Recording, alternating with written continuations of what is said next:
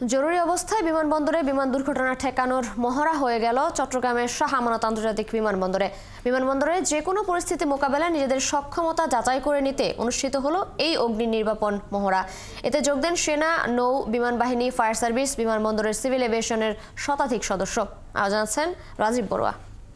মাঠের অলরাউন্ডার আমি, আর ঘরের allrounder Tylox. Tylox toilet cleaner, clean মানেই টাইলক্স। ৬৫ জন যাত্রী এবং ক্রু নিয়ে নেপচুন এয়ারলাইন্সের একটি মাঝারি উড়োজাহাজ অবতরণের পর রানওয়েতে বিপত্তি।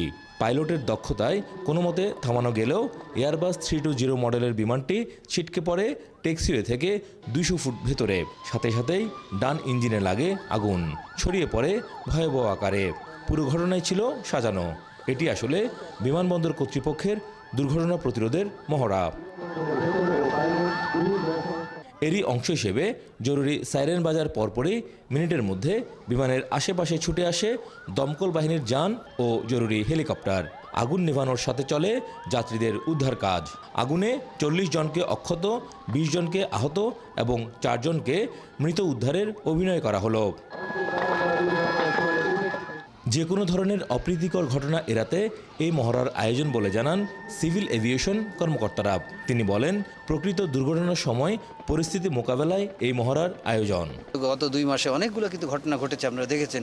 তার পরিপ্রেক্ষিতে কিন্তু সিভিল এভিয়েশন অথরিটি আমরা একটা অ্যাওয়ারনেস, সমস্ত এয়ারলাইন্স কিন্তু অ্যাওয়ারনেস প্রোগ্রাম করেছি, যাতে আমাদের এই ধরনের ঘটনা থেকে আমরা না ঘটে, এবং ঘটলে কী ব্যবস্থা আমরা দ্রুততার সাথে জীবনমান বাঁচাতে করতে পারি, সেইটাই কিন্তু এইসব এক্সারসাইজের মাধ্যমে আমরা দেখি। কর্মকর্তারা মনে করেন এই মহড়া সিভিল এভিয়েশনের সীমাবদ্ধতা খুঁজে বের করবে। বিমানবন্দরে সক্ষমতা বাড়াতে আধুনিক যন্ত্রপাতি সংযোজন করা হবে। এতে নিশ্চিত হবে আন্তর্জাতিক মানের নিরাপত্তা।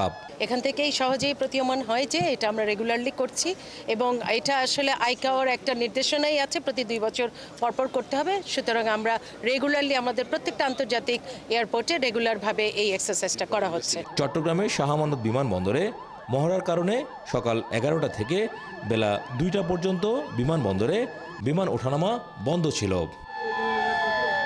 রাজীব বড়ুয়া, 71, চট্টগ্রাম।